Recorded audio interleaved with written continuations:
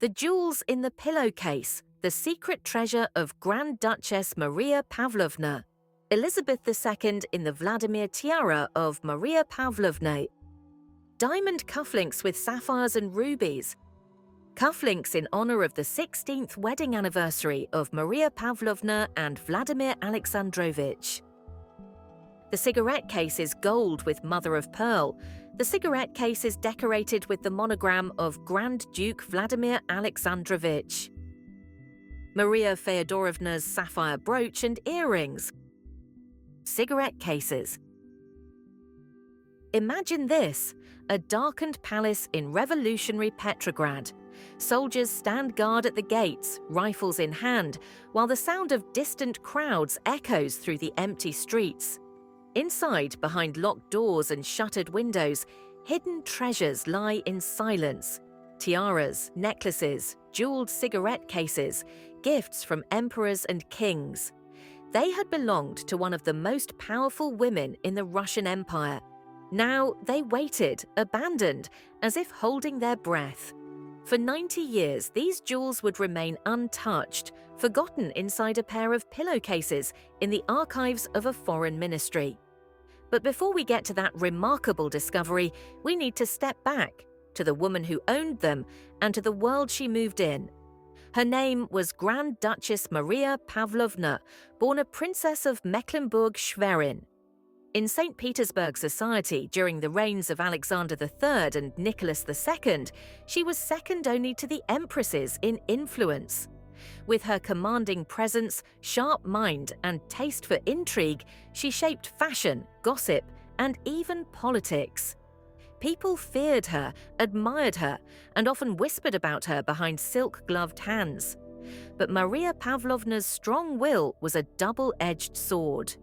Her clashes with the two empresses, Maria Feodorovna, wife of Alexander III, and Alexandra Feodorovna, wife of Nicholas II, became legendary. At first, she had tried to befriend young Alexandra, who felt isolated at the Russian court.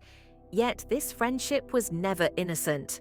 The Grand Duchess had ambitions for her son Kirill, second in line to the throne after Nicholas's younger brother. If she could influence Alexandra, she might gain power over the imperial couple themselves. But Alexandra was no fool.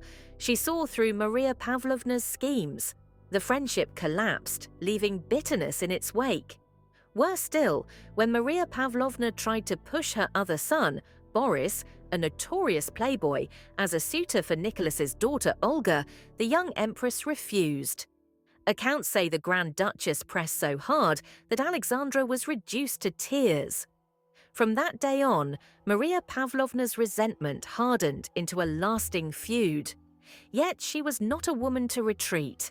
If Alexandra shunned society, preferring family and seclusion, Maria Pavlovna did the opposite.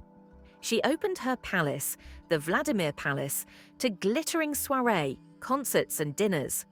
Soon, her salon became the gathering place of courtiers and aristocrats disillusioned with the emperor and empress. Without realizing it, she had created a hub of opposition, a fronde, as contemporaries called it. And in the crumbling world of Imperial Russia, this mattered more than gossip. It helped feed the fires of revolution. But revolution does not play favorites. When the empire fell, Maria Pavlovna's wealth and status evaporated overnight. Her palaces were seized, her lands lost. She knew that exile awaited her, but she also knew something else. Across Europe, survival was costly. Without money, without jewels, she would be powerless. And so she devised a plan. One so daring it sounds like the plot of a spy novel. She could not reach her hidden treasures herself. Soldiers surrounded her palace, and entry was forbidden. But she had a friend, Albert Stopford, a British diplomat, and, quietly, a spy. Stopford was the kind of man who thrived in chaos. Disguising himself as a woman, he slipped past the guards, entered the Vladimir Palace, and found the secret chamber where Maria Pavlovna's treasures were stored. Imagine the scene.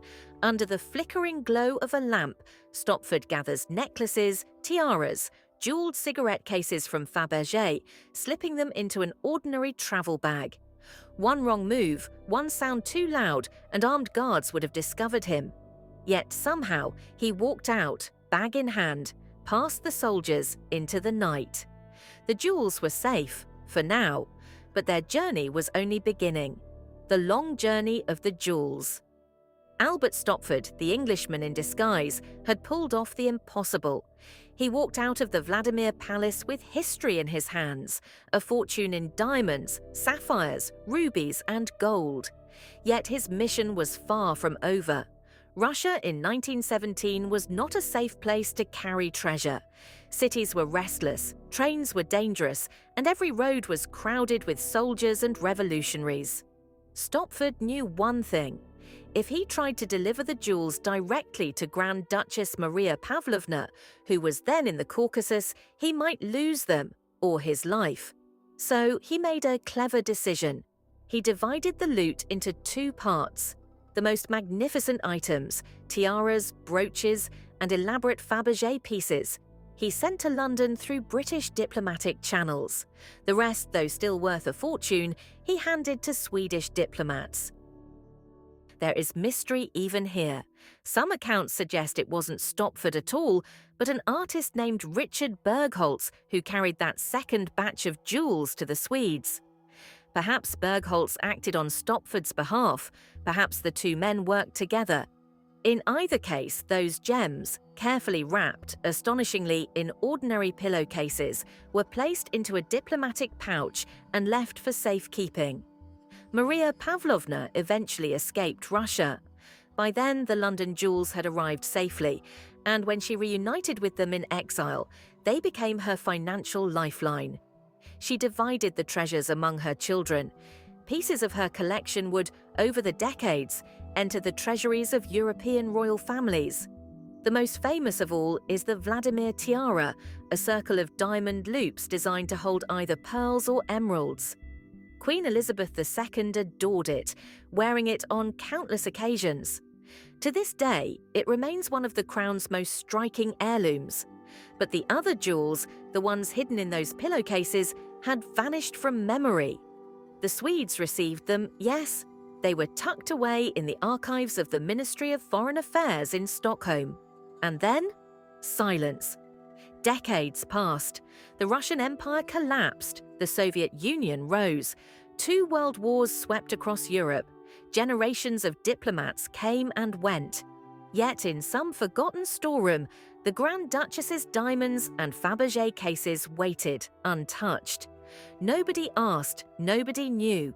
It was not until 1952, 35 years later, that an inventory of the Swedish Foreign Ministry revealed the secret. Officials unwrapped the pillowcases, peered inside, and must have been stunned by what they saw. Glittering gemstones, intricate golden cigarette cases, brooches, cufflinks, heirlooms of a lost dynasty. And yet, instead of publicizing the discovery, they quietly locked the treasures away again. Why? No one knows for certain. Perhaps they feared a scandal.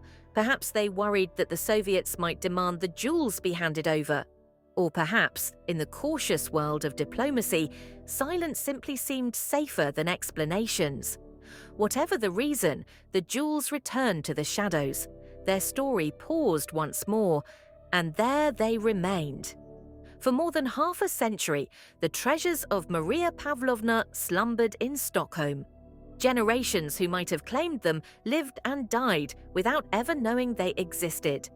They were like a ghost of Imperial Russia, preserved in silk and dust, waiting for the right moment to reappear. That moment would not come until 2008, 90 years after Albert Stopford carried them out of St. Petersburg under the noses of revolutionaries. The awakening of a forgotten treasure. For nearly a century, the pillowcases slept.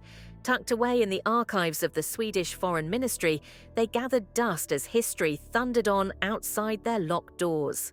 The world changed beyond recognition. Empires fell, nations were rebuilt, monarchs became memories. Yet inside, time seemed frozen.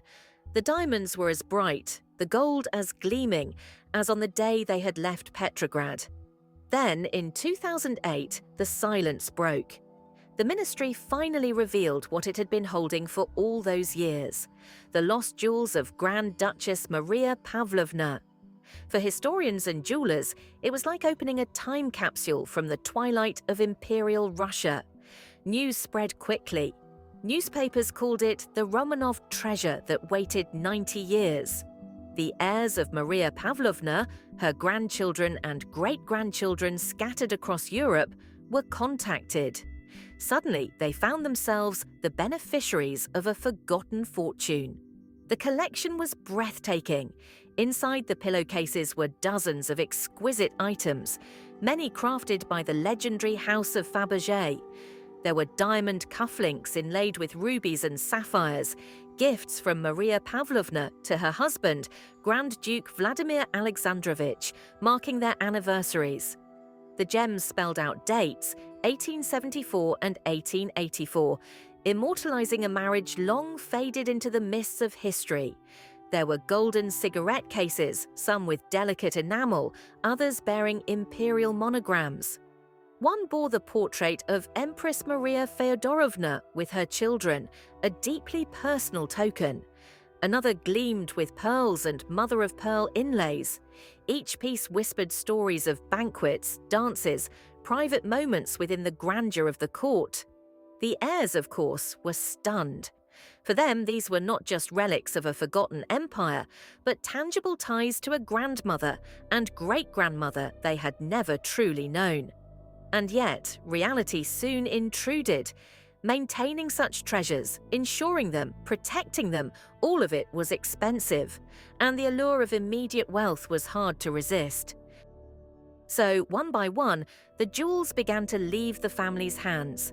Prestigious auction houses, including Sotheby's and Christie's, displayed them to eager collectors.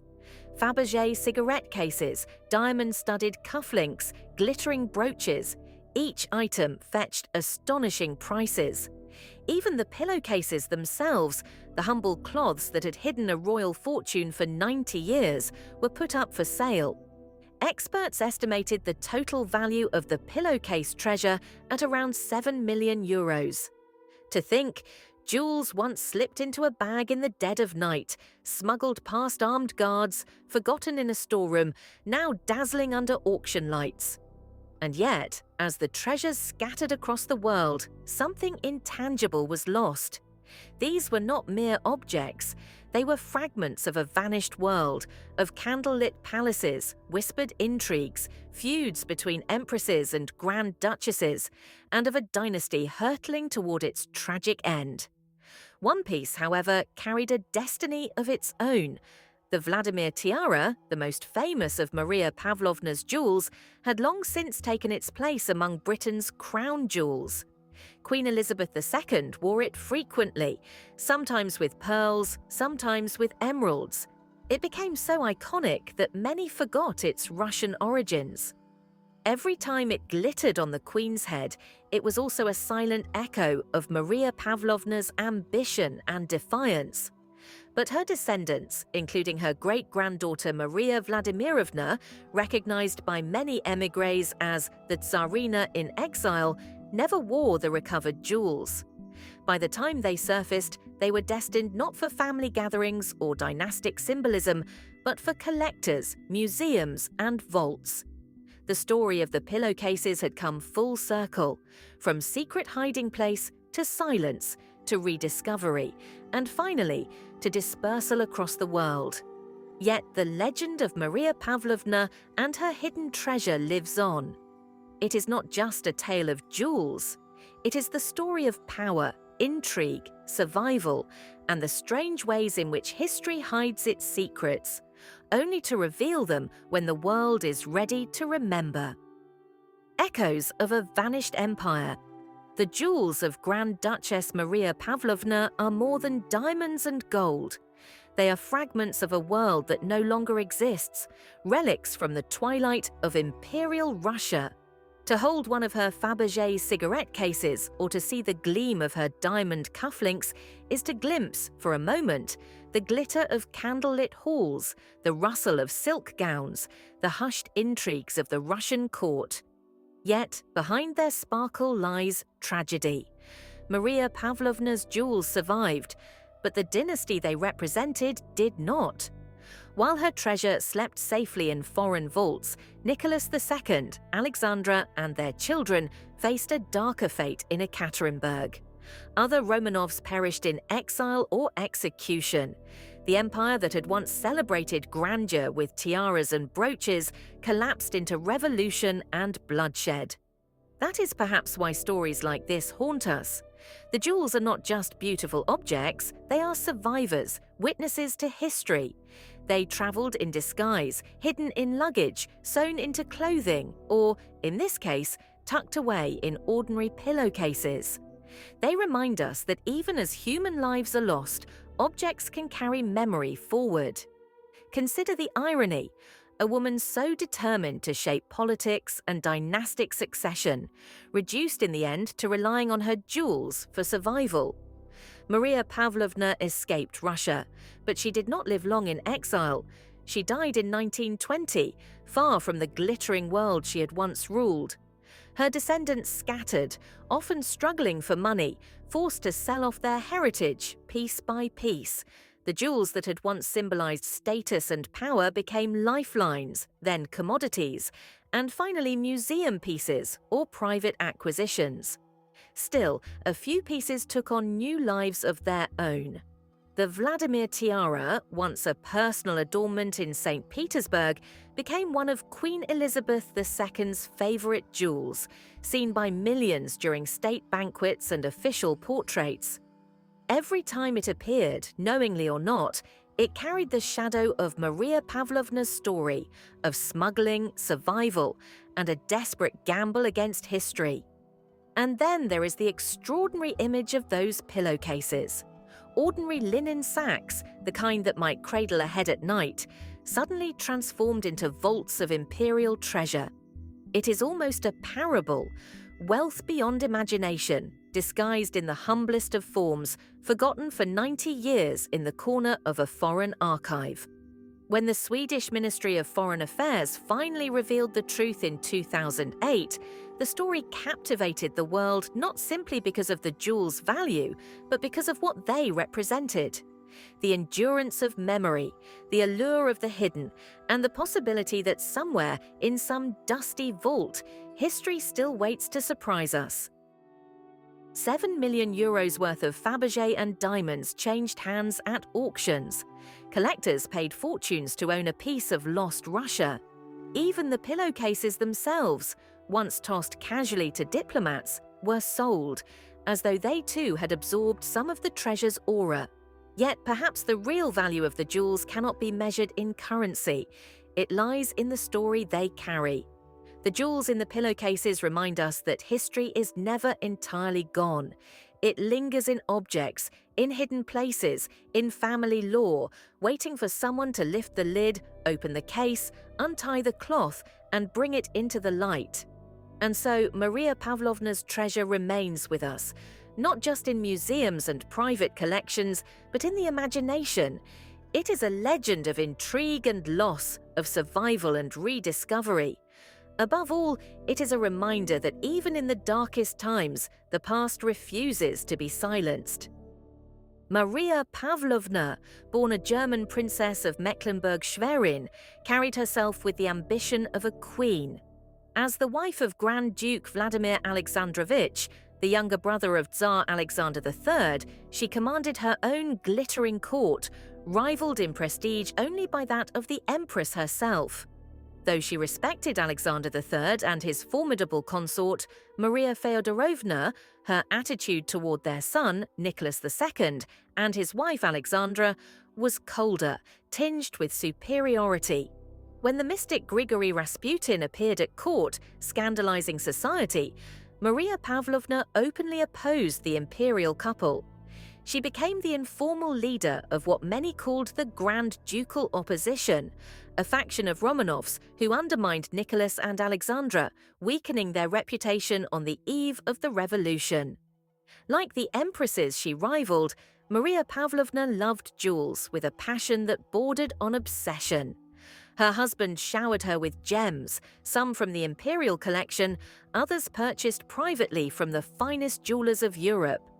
After his death, she spent much of her pension amassing even more, focusing on the work of two great houses, Fabergé and Bolin. By the time of the Revolution, her collection numbered more than 250 masterpieces: tiaras, parures, bracelets, brooches, earrings, necklaces, stored carefully in the Vladimir Palace.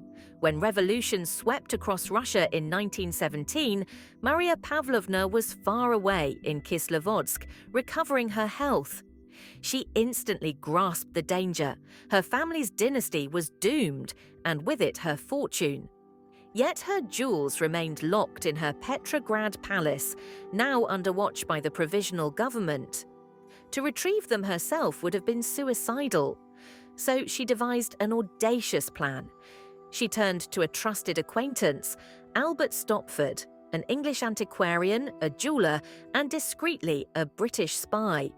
Stopford knew monarchs across Europe, had personally carried letters between Nicholas II and King George V, and held a diplomatic passport. Maria Pavlovna offered him a reward so generous he could not refuse. In July 1917, Stopford returned to Petrograd. Panic gripped the city. The nobility was paralyzed with fear. Finding no allies, he decided to act alone.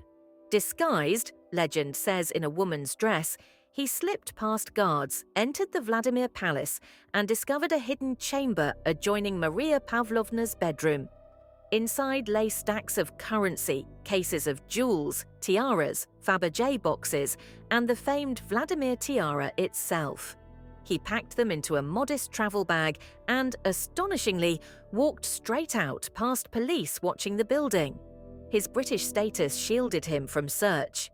Stopford was careful. He handed the most precious jewels to British diplomats who smuggled them out through official channels. These treasures were soon deposited in a London bank, safe under Maria Pavlovna's name. The tiara, eventually sold to the Windsors, became one of Queen Elizabeth II's most beloved pieces. Stopford himself delivered cash from the palace directly to Maria Pavlovna in Kislovodsk, ensuring her immediate survival. But not everything made it to London. A portion of the collection, perhaps too bulky or risky to carry, was entrusted to another figure, Richard Berg Holtz, a professor of art and a friend of Maria Pavlovna. For nearly a year he hid the jewels. Then, carefully packed inside 2 pillowcases and sealed with wax, he delivered them to the Swiss mission, which arranged for their transfer to Stockholm in 1918. The sacks bore the label, "Property of the wife of Grand Duke Vladimir." And then they were forgotten. Maria Pavlovna herself fled Russia only in 1920, aboard an Italian ship from Novorossiysk to Constantinople, and then to Western Europe. She died later that same year in France, leaving her jewels divided among her children: emeralds for Boris, pearls for Kirill, rubies for Andrei, diamonds for her daughter Eleanor. But she never told them about the pillowcases.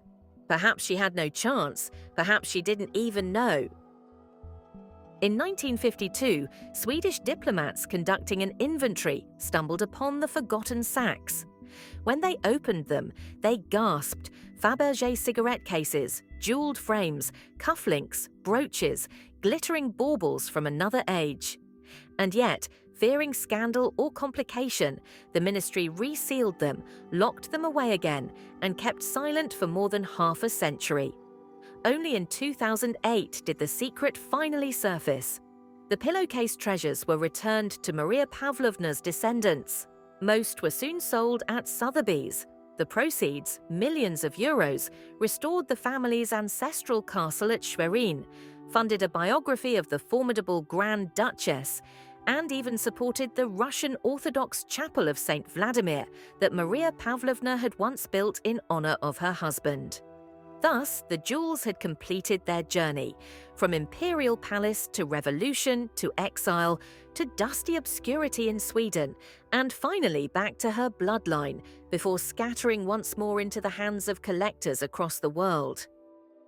Before the drama of revolutions, daring escapes, and jewels hidden in pillowcases, there was the story of how Maria Pavlovna came to own one of the greatest private jewellery collections in Europe.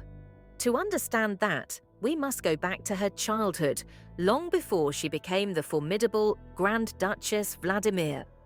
Born as Duchess Marie of Mecklenburg-Schwerin in 1854, she entered the world already surrounded by privilege.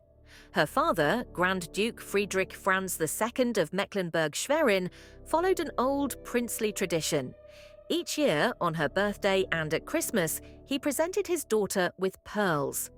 When she was a year old, she received two, one for the holiday, one for her birth.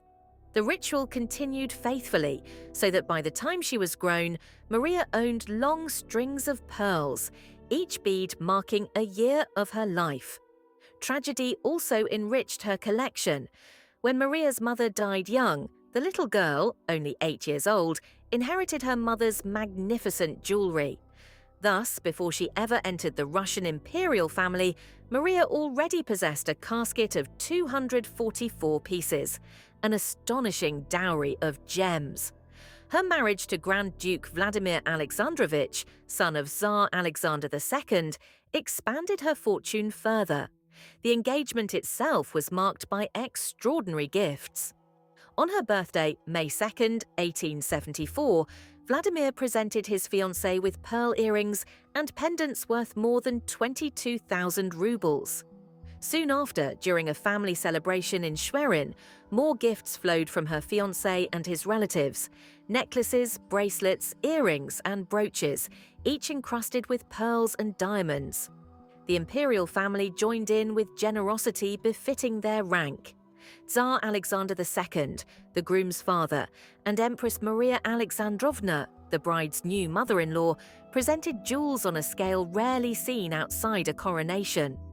Maria Alexandrovna commissioned an opulent Riviere necklace, crafted from 238 carats of diamonds, valued at 95,000 rubles, a staggering sum at the time. There was also a diamond necklace by the jeweller Zeftigan, made of 38 large stones, worth nearly 100,000 rubles, alongside multi-strand pearl necklaces with diamond clasps, sapphire bracelets, and emerald tiaras.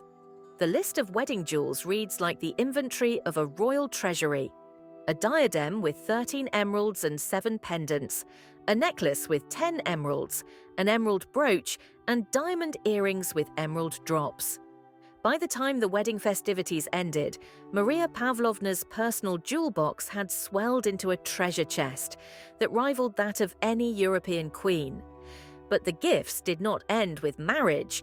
Russian tradition dictated that at the baptism of each child, the mother, in this case Maria Pavlovna, received jewelry.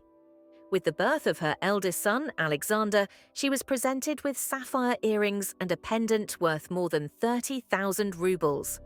For the christening of her second son, Kirill, came a diamond brooch with pearls. When Boris was born, she received ruby jewels. For Andrei, another sapphire brooch, and for her only daughter, Elena, a pendant combining sapphire and diamond. Each child brought joy, but also, by custom, a glittering addition to their mother's collection. Vladimir himself was a generous husband, gifting his wife diamonds, pearls, and other treasures on birthdays and anniversaries. He was also the first Romanov to buy from Peter Carl Fabergé, introducing his wife to the now legendary jeweller. Together, they amassed a remarkable collection of Fabergé works, from exquisite objets d'art to opulent jewellery, rivaling the collection of the Empress herself. The collection continued to grow through public occasions. On their silver wedding anniversary in 1899, gifts poured in from European royalty. Newspapers wrote about the splendour of the presents, from tiaras to diamond brooches. Even a monumental silver plateau decorated with figures symbolising love presented by her children. When her daughter Eleanor married Prince Nicholas of Greece in 1902, Vladimir gave Maria a diamond diadem valued at more than 22,000 rubles, further cementing her reputation as one of the best adorned women of her time.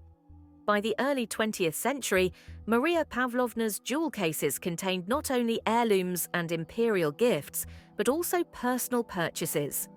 She ordered creations from Cartier, Boucheron, Falize in Paris, as well as Bolin, Kechley and Fabergé in St. Petersburg.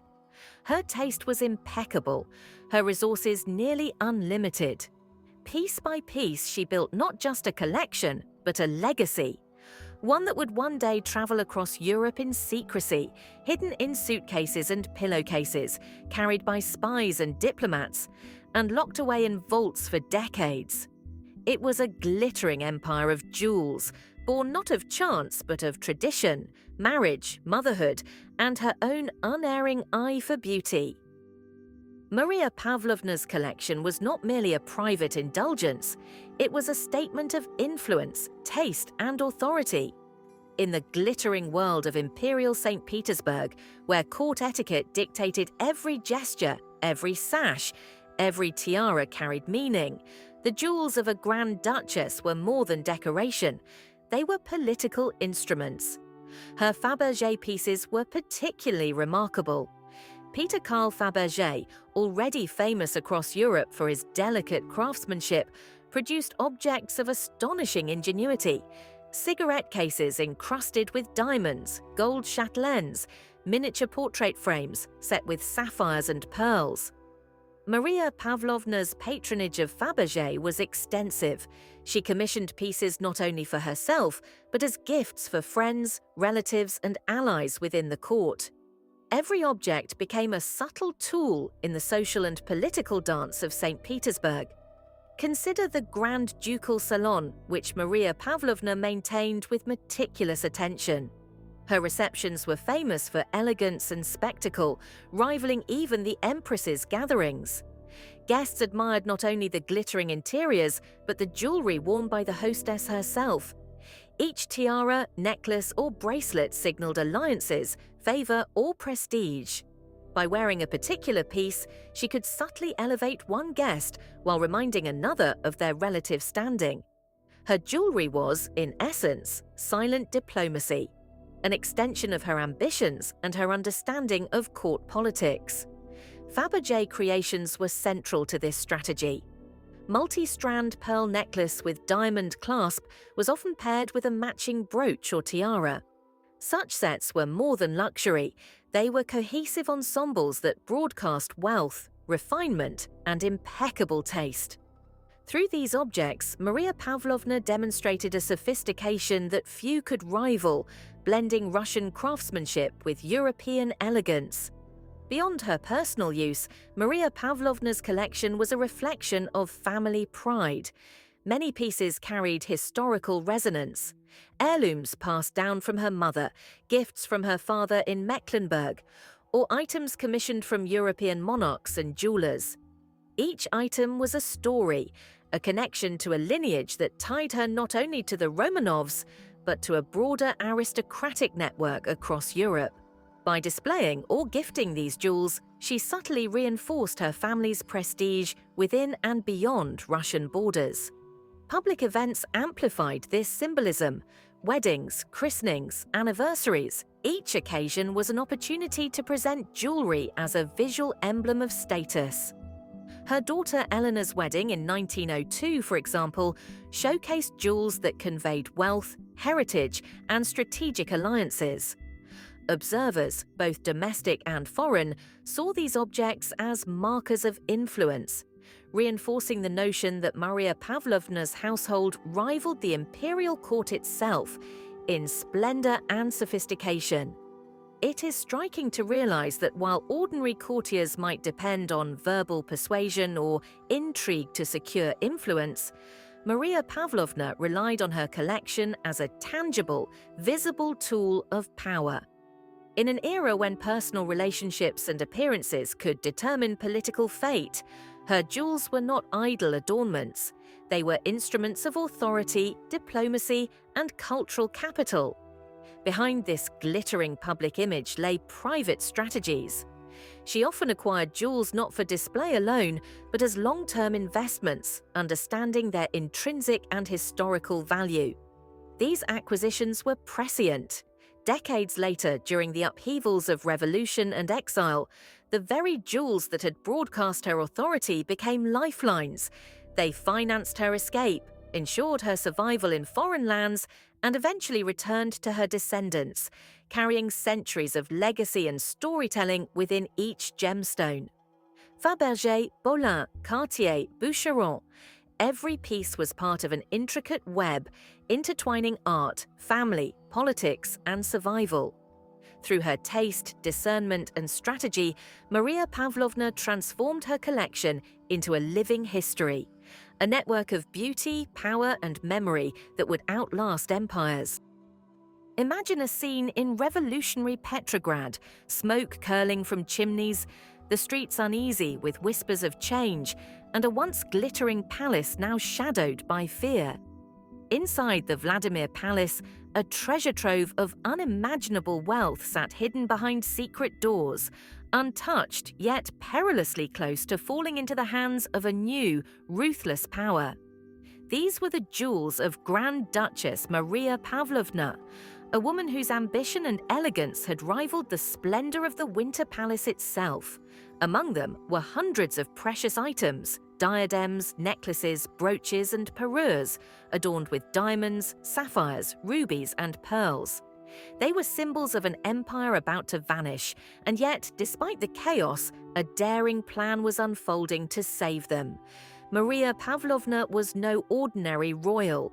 Born a German princess, she married Grand Duke Vladimir Alexandrovich, the younger brother of Alexander III, and instantly established herself as a formidable presence in the Russian Imperial family. Her life was defined by extravagance, strategic marriages, and relentless social maneuvering. She had a taste for the finest jewels, receiving gifts from her husband that she often redesigned to suit her own exacting standards.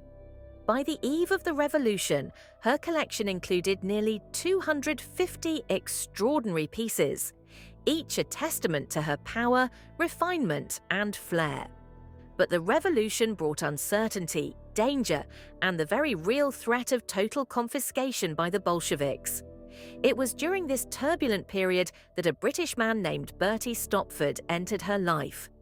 Describing himself as an antiquarian and jeweler, he was far more than he seemed. Later revelations would show he was an operative with ties to British intelligence. Yet in the summer of 1917, he became Maria Pavlovna's lifeline. The Grand Duchess, stranded in Kislovodsk, feared for her treasures. Stopford travelled to the heart of revolutionary Petrograd, penetrating the palace's fortified rooms. With cunning and courage, he accessed the secret chamber where the jewels were kept and transported them, safely and discreetly, through the dangerous city streets. In suitcases and hidden compartments, the treasures began their journey out of Russia, a bold rescue mission under the shadow of upheaval and bloodshed. Some of the most iconic pieces, like the Vladimir tiara, would eventually reach European royal collections, including the British crown, worn decades later by Queen Elizabeth II herself. Others, disassembled and transformed by famous jewelers such as Cartier, found new life in the collections of heiresses and celebrities, from Barbara Hutton to Elizabeth Taylor. Even today, the echoes of these daring escapes remind us that the jewels of a vanished empire carried not only wealth, but stories of courage, loyalty, and the relentless will to protect beauty against the tide of history. The streets of Petrograd were no longer safe. Soldiers marched under the red banners of the revolution, crowds gathered with a mix of hope and anger, and the once proud aristocracy found themselves under constant scrutiny. In the midst of this unrest, Bertie Stopford moved like a shadow, a foreigner with the unassuming appearance of a collector, but the nerves and training of a man who understood danger intimately. His mission was as simple as it was perilous: retrieve the treasures of Grand Duchess Maria Pavlovna and ensure they were transported out of Russia before the new regime could seize them. Stopford's first challenge was gaining access to the Vladimir Palace itself. The palace had been a symbol of opulence, its halls echoing with laughter, music, and the quiet rustle of silk gowns. But now its corridors were largely empty, and suspicion lurked in every doorway.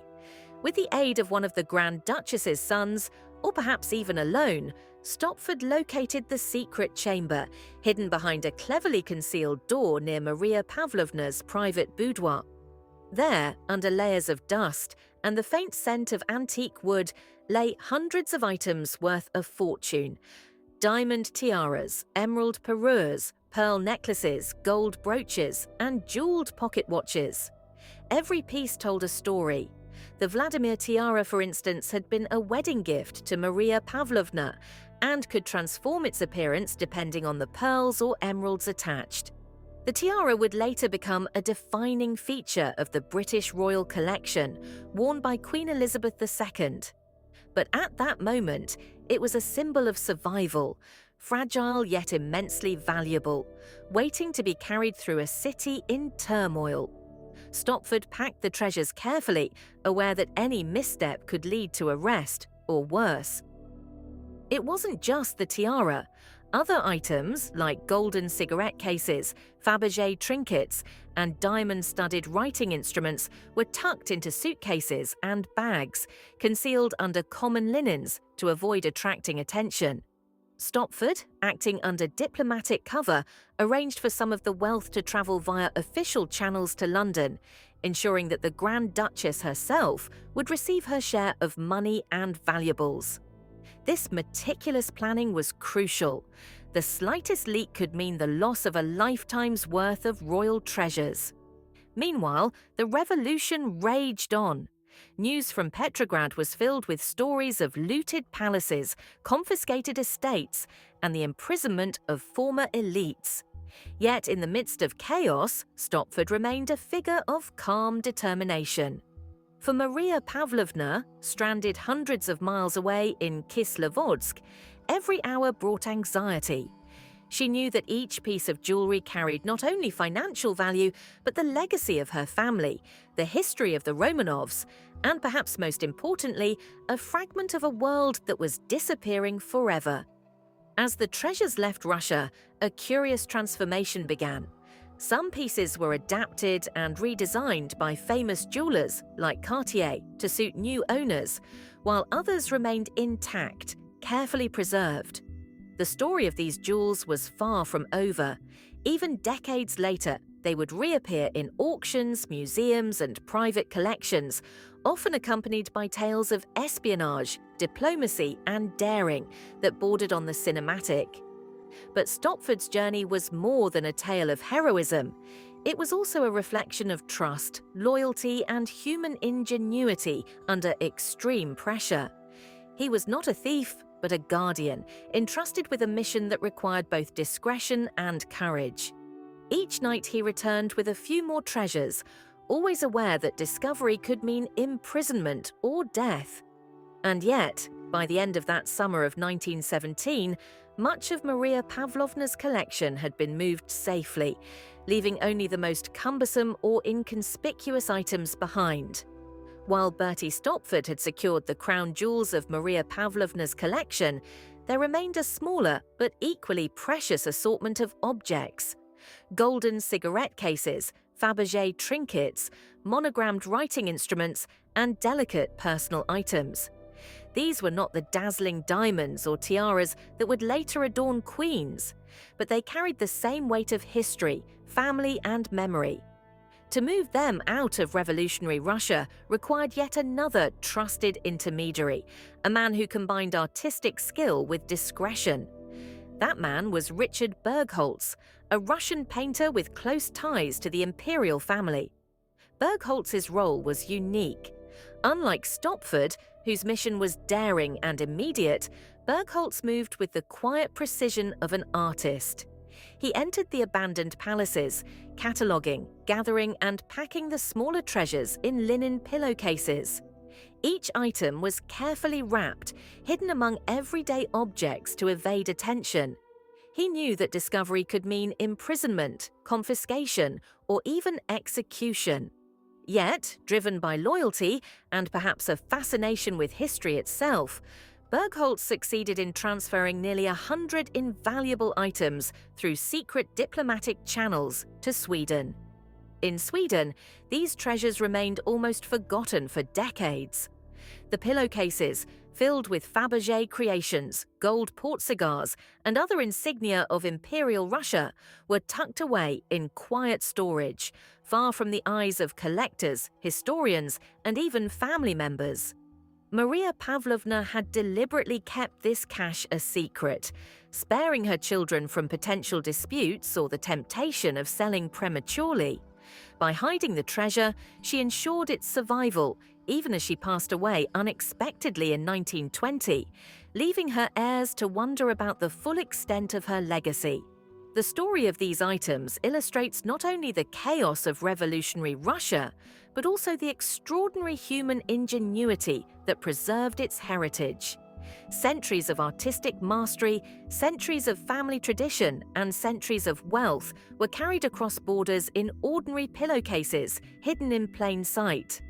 The items waited patiently, almost as if aware that their moment in history was yet to come. It was only in 2009, nearly a century later, that the cache resurfaced. Swedish authorities, during archival research, discovered the pillowcases, revealing the trove of treasures that had been quietly tucked away. The descendants of Maria Pavlovna, now fully aware of the incredible survival of these artifacts, were able to sell them at auction for a staggering sum of €7 million. The items that had survived revolutions, exiles, and decades of obscurity finally re-entered the world stage, celebrated not just for their beauty, but for the daring and loyalty that had preserved them. These objects, whether transformed by Cartier into new creations or kept in their original form, carry more than gemstones. They carry stories of courage, cleverness, and survival. They are relics of a vanished world, whispers of palaces filled with music and grandeur, and reminders of the fragile line between disaster and salvation. Through the bravery of men like Bertie Stopford and Richard Berg Holtz, and the foresight of Maria Pavlovna herself, the treasures of Imperial Russia avoided destruction. Each tiara, brooch, and portcigar embodies a story, bridging centuries and continents, a testament to human ingenuity under unimaginable pressure.